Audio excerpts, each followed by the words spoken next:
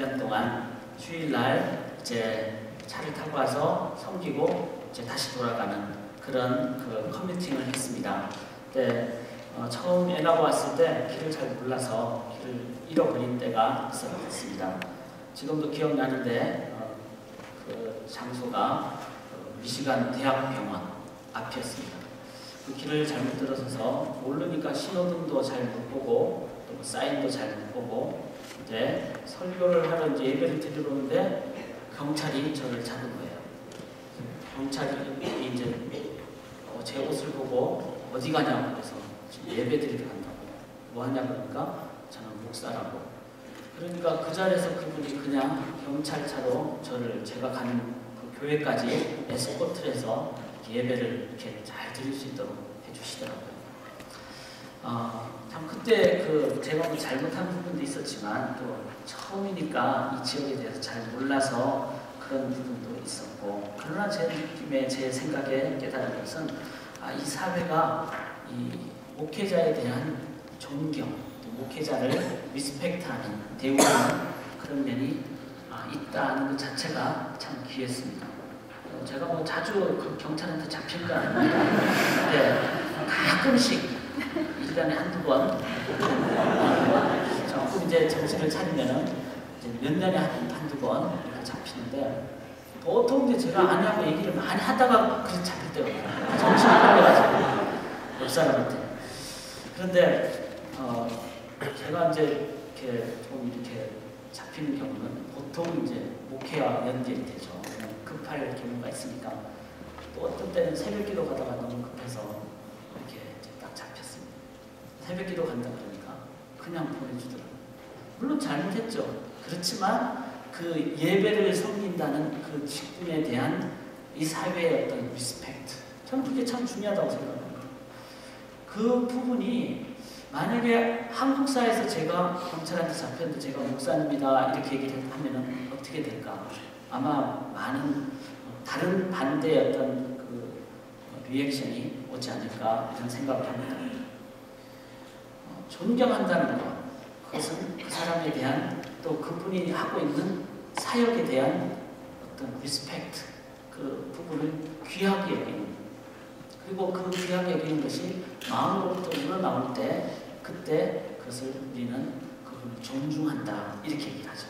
여기 본문에 보시면은 28절에 예수께서 이 말씀을 마치시면 무리들이 그에 가르치시면 논란이 됐습니다. 놀라다는 말은 아주 심히 놀란, 아연 실세가다 이렇게 표현하는 겁니다. 아연 실세가는 이유가 뭔가, 그것도 그 모습이 뭔가 했을 때 29절에 이런 그 가르치시는 것이 권위 있는 자가 같고, 그래서 예수님의 그 권위의 모습을 보게 됐을 때 놀랍게 됐고, 그리고 그 권위를 사람들이 예수님의 모습 가운데 보게 됐을 때 그 다음부터는 예수님을 따르는 그런 모습이 있게 되겠죠. 내가 남한테 강요를 해서 나를 존경하라 하는 것은 권위주의라는 거죠. 권위라는 것은 세워지게 되는 것, 내가 강요하는 것이 아니라 나의 삶 자체를 사람들이 보면서 그렇게 권위를 존중하고 권위의 모습을 그들이 깨닫게 되는 것, 이것이 권위입니다. 제가 경찰한테 이렇게 잡힌 것은 전혀 권위하고는 관계없이 제 잘못이죠. 앞으로 우리의 삶에 진정한 권위, 이 부분, 어토리티라고 하죠. 이 부분이 있기 위해서 우리가 어떻게 할 것인가 라는 부분을 우리가 오늘 이제 산상수훈을 정리하면서 갖기를 원합니다. 사람들이 놀랐던 이유는 영적 권위 때문에 그렇습니다. 그런데 28절을 보니까 그 놀란 사람들을 뭐라고 표현하는가 하면 무리들이 이렇게 표현합니다. 무리들이. 이 산상수훈은 언제부터 시작하죠? 마태복음 5장부터 시작합니다. 5장 1절 보시면은 예수께서 무리를 보시고, 그 무리죠. 멀티티어드. 무리가 있는데 산에 올라가 예수님 앉으시니까 나오는 사람들을 뭐라고 하면 제자들이 나왔다 이렇게. 그러니까 그냥 보는 사람은 있지만 나와서 듣는 사람을 동일한 사람이라도 표현을 제자들이라고 표현을 했습니다. 그리고 이 놀란 사람들의 무리를 그냥 무리, 그 다수를 무리라고 표현을 했습니다. 그리고 8장 1절을 보시면은 예수께서 산에서 내려오시니 수많은 무리가 따른다고 했어요. 무리라고 했어요. 멀티튜드라고 했어요. 그러나 마태복음 전체를 봤을 때 무리라는 표현이 나오는 것과 함께 5장 1절처럼 무리가 예수님 앞에 나오는 사람들을 제자라고 표현했듯이 제자라는 표현을 쓴 경우도 있는 것을 보게 됩니다. 8장 23절 한번 보시면 배에 오르심에 제자들이 따랐다 이렇게 나옵니다. 사람들이 보는 거하고 어떤 상황이 됐을 때 배까지 들어가서 예수님 계시는 것까지 함께 가는, 같이 가는 이 사람들을 향할 때는 예수님은 제자들이다 라고 표현을 했습니다. 무리와 제자의 차이는 뭘까요? 보는 것과 따르는 것의 차이겠죠. 또 듣는 것과 순종하는 것의 차이가 있겠죠. 그냥 보고 그냥 듣고 그 사람들은 이제 보는 사람들이 관중들입니다. 그러나 말씀 앞으로 나와서 그것을 내 가슴으로 듣고 그 말씀을 삶 속에서 계속 실천하기 위해서 계속 주님을 따라가는 그런 자들을 향하여 성경은 제자들이라고 얘기를 합니다. 유명한 노르덤의 그 풋볼 코치가 그런 얘기했죠. 기자가 당신은 선수를 얼마나 많이 훈련시킵니까? 그러니까 그 코치가 우리 선수들은 더 이상 연습이 필요 없습니다. 연습이 필요한 사람들은 당신들입니다라고 관중들을 향해서 얘기를 했습니다. 관중석에 있지 마시고 경기장으로 나오십시오. 물론 선수가 되라는 얘기는 아니죠. 우리의 삶에 얼마나 많은 경우가 우리는 그냥 관중석에 있습니까? 그 사람들은 무리들입니다. 진정 우리가 가져야 될 자세는 우리의 삶에 실제로 주님을 따라가는 그런 선수, 즉 제자가 되는 삶, 이것이 필요합니다. 오늘 지금 산상수훈의 결론을 내리면서 예수님은 분명히 사람들로부터 아주 놀라운 분으로 여겨졌고 그리고 권위 있는 분으로 여겨졌습니다. 예수님은 당연히 그런 분이십니다. 누가 이 권위를 이제 우리가 가져야 될까요? 그것은 예수 믿는 교회가, 성도가 이 권위를 가져야 됩니다. 그럴 때 이 세상에 저희들이 하나님의 나라를 바르게 세울 수가 있습니다.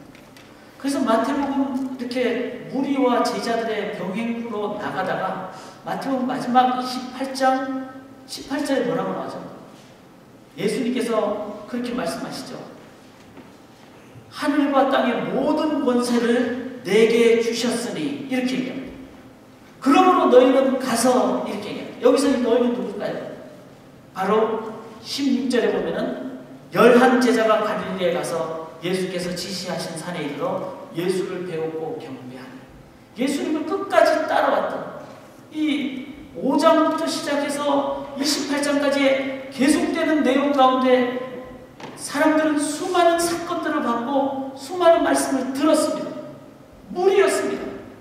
그러나 그 예수님을 끝까지 따라갔던 자들은 예수님의 죽음을 넘어 부활까지 앞으로 따라갔던 11명, 12명도 아니라 11명. 그 11명을 향하여 예수님은 하늘과 땅의 모든 권세를 내게 주셨으니 그러므로 너희는 가서 모든 족속으로 제자를 삼아 아버지 아들과 성령의 이름으로 세례를 주고 내가 너에게 분부한 모든 것을 가르쳐 지키게 하라 하면서 제자를 삼는 권세, 다른 말로 얘기하면 권위, 이걸 주셨다는 겁니다. 이 시대는 어떤 사람이 필요하겠습니까? 대중, 다수, 그러다가 어떤 어려움이 다 뿔뿔이 흩어지는 그런 대중은 우중이라는 그런 다수, 쉽게 흩어지는, 아니면 소수라도 권세를 가지고 권위를 가지고 그렇게 하나님 나라를 건설하는 제자가 필요하겠습니다. 어떤 존재가 필요할까요? 숫자 싸움으로는 5,000명 훨씬 큽니다. 숫자 싸움으로는 32,000명 대 기도병사 300명은 비교가 안 됩니다. 그래서 역사 속에서 교회가 다리를 헛다리를 짚고 초대교회까지는 이 주님이 말씀하신 권세를 제자를 삼는 일에 세움으로 교회가 참된 원리로 나아갔지만 300여 년 어느 순간부터 교회는 이 마귀의 술수에 넘어가고 있습니다. 그래서 숫자로 5,000명이 훨씬 좋다. 큰 것일수록 좋다. 많을수록 좋다.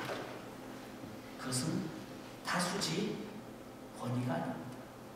권위주의는 가질 수 있어도 권위는 없었습니다. 그래서 올해가 마감하는 이때 우리는 무리가 되겠습니까? 무리를 키우는 교회가 되겠습니까? 아니면은 11명이라도 권세를, 하늘과 땅의 권세를 받는 주님의 제자를 키우는 교회가 되겠습니다. 그건 심각하게 생각하셔야 됩니다. 여러분, 백날, 천날, 천년, 만년 사시는 거 아니잖아요. 주님이 딱 부르시면 가야 될 사람들, 100년 후에 여기 있을 사람 아무도 없잖아요. 그렇다면 한 해 시작할 때, 마감할 때 우리 가슴으로나 우리 머리로는 그래, 목사님 다수가 좋지 않습니까? 많은 게 좋지 않습니까? 큰 게 좋지 않습니까? 이렇게 생각하지만 주님은 그렇지 않습니다. 주님만을 온전히 따르는 제자, 그 자가 진정한 하나님 나라의 건설자라고 얘기를 하십니다. 관중석에 계시지 마시고 또 무리가 되시지 마시고 관중석에서 내려오십시다. 선수가 되십시다. 무리가 되시지 마시고 제자가 되십시다. 주님이 이렇게 권위 있는 분으로 되신 비결을 우리가 함께 살펴보심으로 우리 또한 참된 권위를 이 세상에서 갖는 자들이 되기를 원합니다. 28절 보니까 이제 놀랐다, 아예 실색했다 이 표현을 이제 봤을 때 그 근거가 나오죠. 이 말씀을 마치시네 이렇게 나옵니다. 그러니까 5장부터 나오는 말씀을 살펴볼 때 참다운 예수님이 가졌던 권위를 우리가 어떻게 갖는가를 보게 됩니다. 예수님이 권위를 가지셨던 것은 몇 가지, 이제 오늘 산상수훈 전체를 짧게라도 우리 같이 정리하기 원합니다. 몇 가지가 있는데, 첫째는 예수님이 권위를 가졌던 것은 예수님은 본질을 아셨습니다. 그러니까 그 코스, 그 근원적인 원인을 아셨기 때문에 근원적인 해결을 가질 수가 있었죠. 예를 들어 우리가 산상수훈 팔복에 심령이 가난한 자는 복이 있나니 이렇게 얘기합니다. 누가 보면 그냥 가난한 자라고. 심령이 가난하거나 이런 거죠. 우리의 근본적인 존재 자체는 하나님을 의지하지 않으면 안 되는 존재라는 인간의 피조물의 근본적인 상황을 얘기하죠. 여러분, 우리는 잊어버릴 때가 너무나 많습니다. 내가 인생의 주인이라고, 또 내가 뭘 이렇게 만들 수 있는 존재라고. 여러분이 만들 수 있는 것은 아무것도 없습니다. 여러분은 조립을 할 따름이죠. 뭐 있는 것을 섞어가지고 하나를 발견하거나 발명하죠. 창조할 수 있는 사람은 아무도 없습니다. 그러므로 우리는 심령이 가난해야 됩니다. 하나님이 공기 1분만 우리에게 안 주면 우리는 죽을 수밖에 없는 존재라는 하나님에 대한 영적인 가난함에 대한 갈망에 대한 자세를 잊지 않을 때 우리들은 근본적인 것을 제공해 주시는 하나님께 의지하는 참된 능력자가 된다는 것이죠. 그래서 예수님이 심령이 가난한 자는 복이 있나니 이렇게 얘기했습니다. 심령이 가난한 자는 복이 있나니, 애통한 자는, 온유한 자는 복이 있나니, 그 다음에 뭐죠? 의에 줄이고 목마른 자는 복이 있나니. 이 의는 마태복음 전체를 볼 때 예수님이라는 것을 우리가 알 수가 있습니다. 예수님이 우리를 하여금 의롭게 해주시는 그 의인 되시는 분이시기 때문에. 그래서 성경이 이렇게 너희들이 다른 데 줄이지 말고 예수님께 줄이라고. 그런 근본적이지 않습니까? 주님께 줄이지 않는 사람은 다 갖고 있어도 배고픈 사람입니다. 그러나 예수님 십자가에 줄여서 십자가로 체험받은 사람은 이제는 주님만 주시는 가장 큰 담대함과 평강을 갖게 됩니다. 그래서 예수님은 본질적인 가지고 얘기를 하시죠. 너희들 줄이되 의에 줄이고 목마른 자들아. 산상수훈에 가늠하지 말라. 네 눈을 빼버리라. 이렇게 얘기합니다. 네 오른팔이 범죄케 하면 팔을 잘라버리라. 이렇게 얘기합니다. 빼라는 말, 자르라는 말은 아니겠죠. 그렇다면 눈을 얼마나 많이 갖고 있어야 되겠습니까? 그 말은 인간은 본성적으로 죄인이라는 것을 예수님은 말씀해 주시는 것입니다. 산상수훈을 읽지 않으면 내가 어떤 존재인가를 자꾸 착각을 합니다. 내가 착한 사람이냐? 내가 뭔가 할 수 있냐? 그러나 예수님은 그렇게 말합니다. 네 오른눈 범죄케 하면 빼버리라. 눈 성할 사람 아무도 없습니다. 우리는 전부 다 그렇게 뺄 수밖에 없는 본성상 악한 자라는 것을 예수님은 우리의 본질을, 본성을 말씀해 주십니다. 주기도문 가르쳐 주시면서 하늘에 계신 우리 아버지의 이름이 거룩히 여김을 받으시오. 우리가 기도할 때는 이거 주세요, 이거 주세요 하지만 예수님은 기도를 가르쳐 주실 때 기도의 대상, 그 다음에 우리가 해야 될 첫 번째 기도인 하나님의 이름, 하나님의 이름을 거룩히 여김을 받으시오. 그렇게 우리의 본질의 근본 되신 하나님을 먼저 찾도록 그렇게 예수님은 기도를 가르쳐 주십니다. 사랑하는 여러분, 주님께서는 우리를 아시기에, 그래서 우리를 지으셨기에 우리가 뭐가 필요한지를 아십니다. 본질적으로 우리가 뭐가 필요한지를 아십니다. 이것을 우리가 깨닫는다면 진정 우리가 해야 될 가장 중요한 이 주님의 본질을 아시는 것을 주님이 아신다면, 우리가 안다면 우리가 해야 될 게 뭘까요? 그것은 기도입니다. 기도는 하나님께 드리는 겁니다. 하나님의 응답을 받는 것입니다. 그래서 기도할 때 내 생각을 뛰어넘는 하나님의 뜻을 깨닫게 되죠. 기도할 때 내 상황을 뛰어넘는 하나님만이 주시는 평강을 받게 되죠. 기도할 때 내 답을 뛰어넘는 하나님의 초자연적인 역사까지도 받게 되죠. 기도할 때 하나님께서 약속하신 원수까지도 사랑하게 되는 그 놀라운 체험을 하게 되죠. 왜? 하나님은 우리의 본질을 아시기 때문에, 본질적인 것을 다 알고 계시는 창조주이시기 때문에 이것을 우리가 깨닫는다면 우리가 해야 될 일은 하나님께 간절히 기도하는 것입니다. 성경을 보니까 예수님이 권위 있는 분으로 여기심을 받았다고 했습니다. 우리가 물이라면 권위 있는 자가 될 수가 없습니다. 제자라면 하나님의 권세를 받는 자로서 권위 있는 자가 될 수가 있습니다.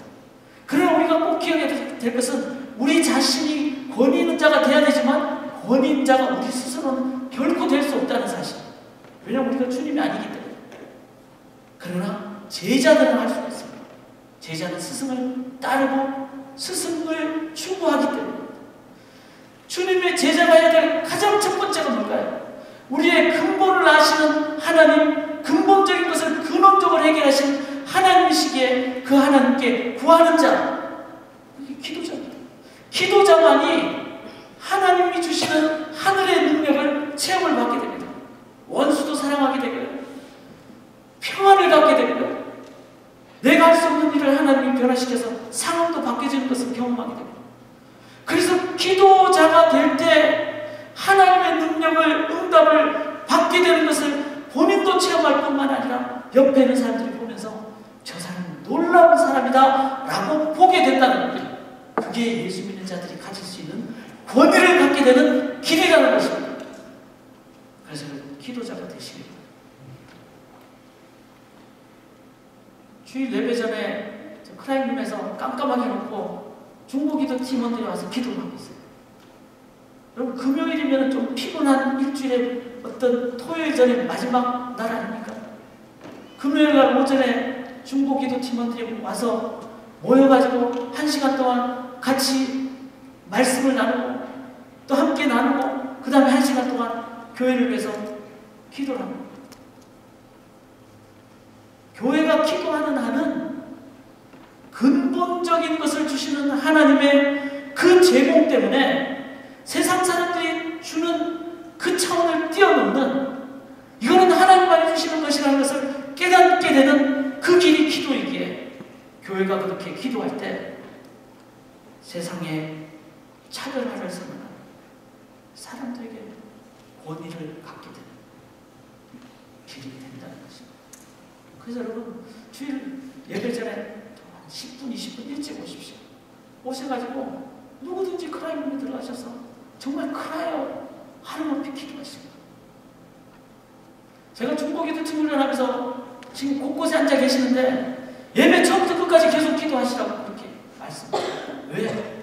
이 자리는 하나님의 임재가 있어야 되고 하나님의 내려오심, 하나님의 능력 부으심이 있어야 되기 때문에 무엇으로? 기도로 되는 것입니다. 그래서 여러분 지금도 기도하시고 어떤 상황이 되시든지 누구를 만나시든지 어떤 그룹을 가시든지 여러분 그 자리가 하나님의 임재가 임하면 그 자리는 달라집니다. 누구에 의해서? 기도하는 자들에 의해서. 실은 그 자리 아니죠. 그 기도를 들으시고 응답하는 하나님에 의해서. 하나님의 본질적인 것을 아시는 것입니다. 사랑하는 그렇게 하나님 앞에 기도하심으로 근본적인 것을 받으시고 세상에 하나님 나라를 세우시는 참된 원의를 세워가시는 여러분 될 수 있기를 원합니다. 두 번째로 예수님께서 행해주신 모습은 이런 것이 있습니다. 5장을 한번 보실까요? 여러분 산상수훈 보시면요, 5장 여러 군데 나옵니다. 17절 보시면 내가 율법이나 선지자를 폐하러운 줄로 생각하지 말라. 폐하러운 것이 아니요 완전하게 하라. 진실로 너희에게 이르노니 이렇게 나옵니다. 그 다음에 20절에 내가 너희에게 이르노니 이렇게 나오죠. 28절에도 나는 너희에게 이르노니, 26절에도 진실로 너희에게 이르노니. 산상수훈 5장, 6장, 7장, 3장에 내가 너희에게 이르노니 이 표현은 총 6번 정도.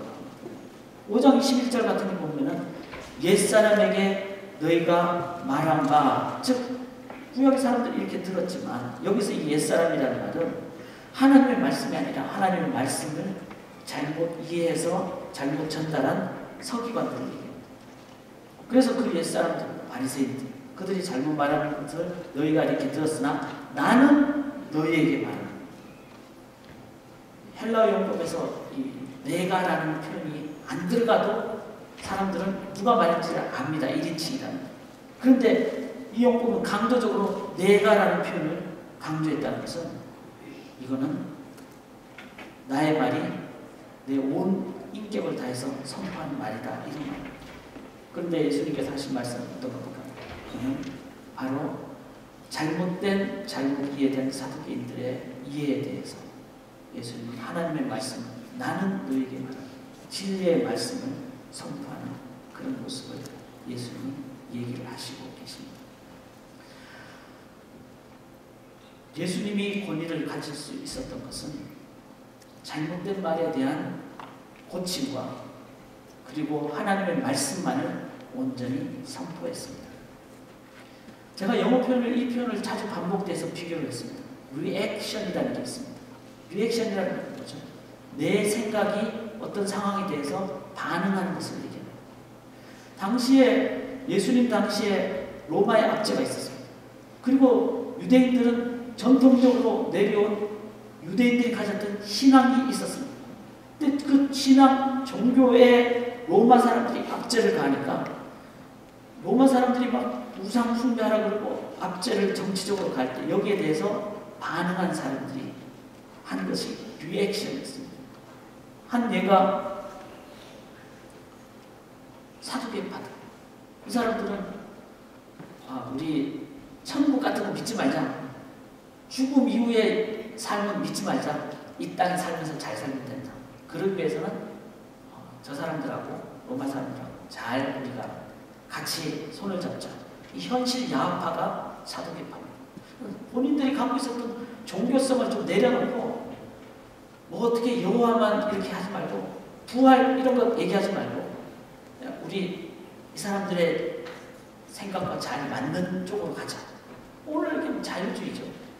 그래서 다수가 아니면은 소수의 사람이다 큰 목소리 내면은 그래 동성연애 뭐 괜찮을 수도 있지 이런 식의 또 다른 리액션은 젤로파라고 열혈당이 있습니다. 이 사람들은 저 로마 사람들 우리 독립해야지 그러면서 어떻게든지 우리가 무력으로라도 독립하자 해서 칼 들고 다니는 사람들이 있어요. 또 다른 리액션이죠. 은둔형이 있었습니다. SM파라고. 피해자. 그래서 우리끼리 사막에 가서 이렇게. 물론 그게 아주 귀한 사역이었어요. 그러나 SM파의 또 다른 요소는 피했다는 거예요. 은둔을 했다는 거예요. 그래 예수님 뭐라고 했죠? 너희는 세상의 소금과 빛이라고 했어요. 은둔하면 안 된다고 했어요. 맞아 죽더라도 순교하더라도 가라고 했잖아요. 근데 SM파는 많은 경우가 은둔을 했습니다. 바리새파는 어떻게 했습니까? 그들은 그 종교를 자신들의 노력으로 이룩하려고 했던 또 다른 의미의 인본주의적인 모습이 바리새파가 가졌던 리액션이었습니다. 전부 다 리액션이었습니다. 리액션. 그러나 예수님은 어떻게 하셨습니까? 예수님은 나는 율법을 폐하러 온 것이 아니라 완전케 하러 왔다. 율법에 대해서 잘못 이해했을 때 이 율법의 시작은 율법 전에 구원이었잖아요. 은혜였잖아요. 은혜부터 시작해서 그래서 내가 십자가에 너희를 위해서 대신 죽는 은혜를 주심으로 6월절에 예수님이 십자가에 돌아가심으로 예수님은 은혜부터 시작을 하셨습니다. 그리고 그것으로 끝난 것이 아니라 나는 율법을 완성하러 왔다. 그래서 성령을 주심으로 믿게 하신 분, 그 다음에 우리를 성화로 거룩히 하게 하신. 그래서 예수 믿고 은혜로 구원받고 율법을 하나님의 은혜 가운데 잘 지켰을 때 우리가 거룩하게 되고 그래서 율법을 완전케 하신. 예수님은 하나님의 말씀을 처음부터 끝까지 전체적으로 보시고 그 말씀을 잘못 지키는 자들에게 선포를 하시면서 율법주의를 타파하셨고 인본주의를 야단치셨고 하나님의 은혜만을 몸소 보이시면서 성령으로 인도받기를 주님께서는 가르쳐 주심으로 창조와 타락과 구속과 완성의 전체적인 관점의 성경을 산상수훈에 선포를 하셨습니다. 그래서 드레베 카파를 보라 그러면서 창조를 말씀하셨습니다. 네 오른손이 잘못하면 찍어내버려 하면서 타락을 선포하셨습니다.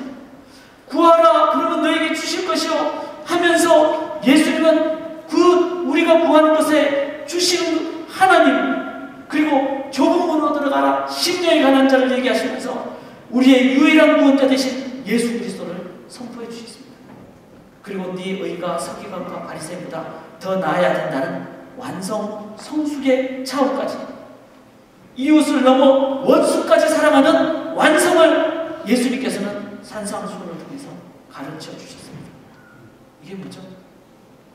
responsibility. 리액션은 내 생각을 반응하는 겁니다. responsibility는 뭡니까? 책임감이라는 이 영어 단어는 response와 ability의 합입니다. 내가 response를 하지만 이 사람들의 사회를 그냥 동일한 인간 사회가 아니라 하나님 나라로 구현하는 ability 그거를 갖는 게 responsibility라는 겁니다. 그래서 하늘과 땅의 권세를 나에게 주셨으니 그러므로 너희는 가서 즉 하나님의 권세를 가진 하나님의 말씀을 받은 자들만이 이제는 리액션이 아니라 리스판스를 에이블하게 어빌리티로 그런 거죠. 하나님의 말씀만이 그렇게 가능하다는 겁니다. 사랑하는 여러분, 그래서 우리가 하나님의 말씀 앞으로 나가야 됩니다. 성경을 읽으면 찔러 쪼개받게 됩니다. 죄를 죄로 드러나게 됩니다. 그러나 탕자를 보면서 끝까지 안아주시는 하나님의 받아주심도 보게 됩니다. 성령으로 인도받는 성령의 계속되는 사역을 보면서 거룩한 성화를 넘어 영화까지 우리가 보게 됩니다. 그 하나님 창조하신 분이십니다. 그래서 요한계시록 21장 22장에 그 창조의 회복이 어떤 의미인가를 우리는 깨닫게 됩니다. 그래서 성경을 읽을 때 성경대로 우리가 이해하고 순종할 때 우리는 리액션하는 것이 아니라 리스판스를 하게 된다는 것이죠.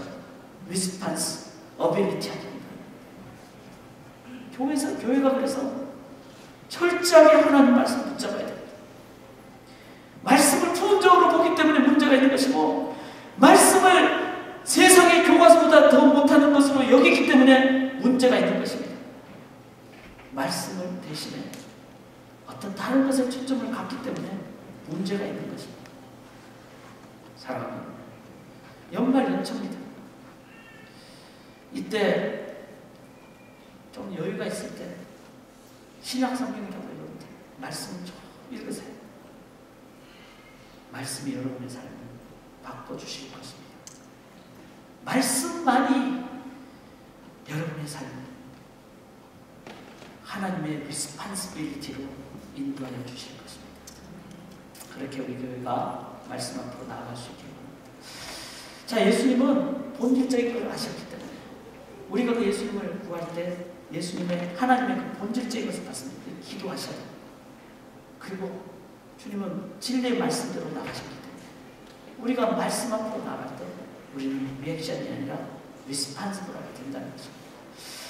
제가 목사로서 좀 독하게 마음먹습니다. 성경 공부 안 하시는 성도님들을 미워합니다. 이건 미워해도 된다고 생각해요.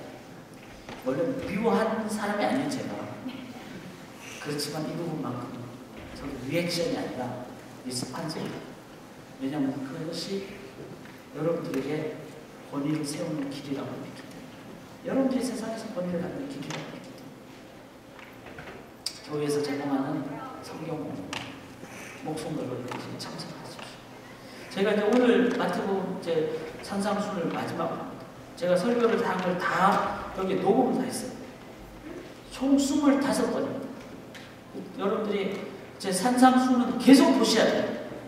그렇게 되시기 위해서 녹음한 걸 좀 파일로 제가 제공해 드리는데 신청한 분들이 한해서. 왜냐하면 무리들이 되시겠습니까?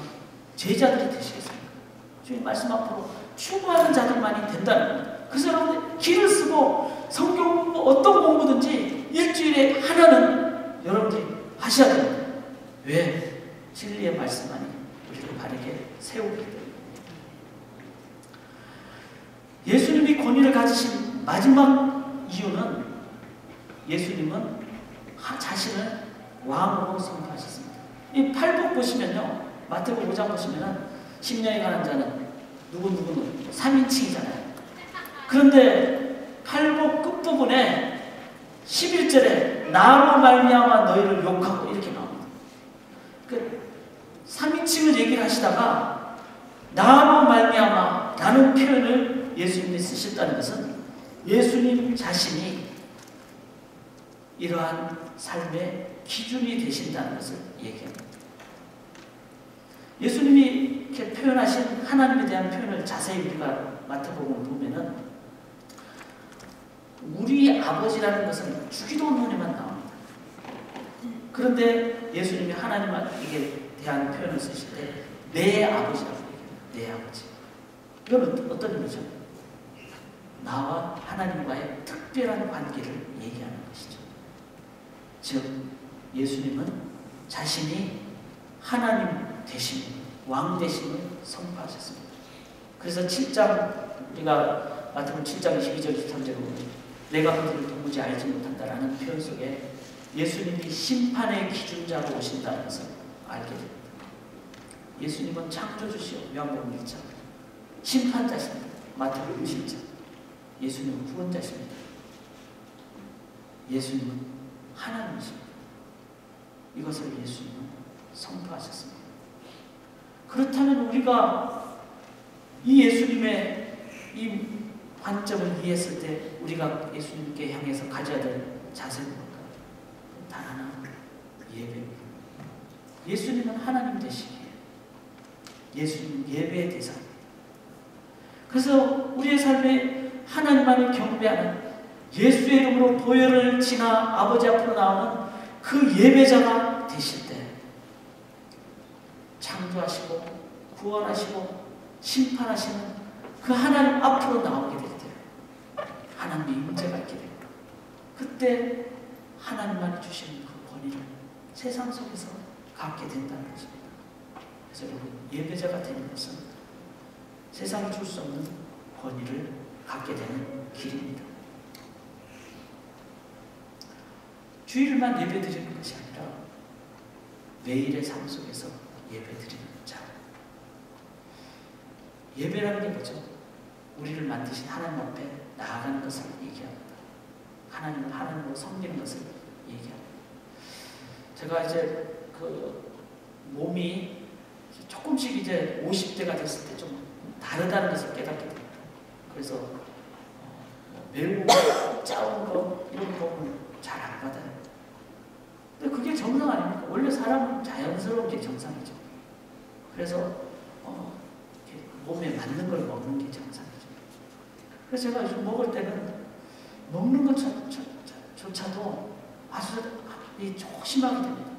이거 내가 이걸 먹고 내 마음이 원하는 게 아니라 하나님께서 원하는 대로 내가 몸을 섬겨야 되겠다. 그렇게 그래서 성경에 먹든지 마시든지 하나님 영광을 위해 살아. 이 부분이 요즘 와서 더 이해가 되고 더 묵상이 됩니다. 우리가 삶의 매 순간 하나님 뜻대로 행하는 그게 예배자 아닙니까? 그렇게 먹든지 마시든지 하나님 뜻대로 하나님 원하시는 대로 행할 때 그때 우리는 예배자이다.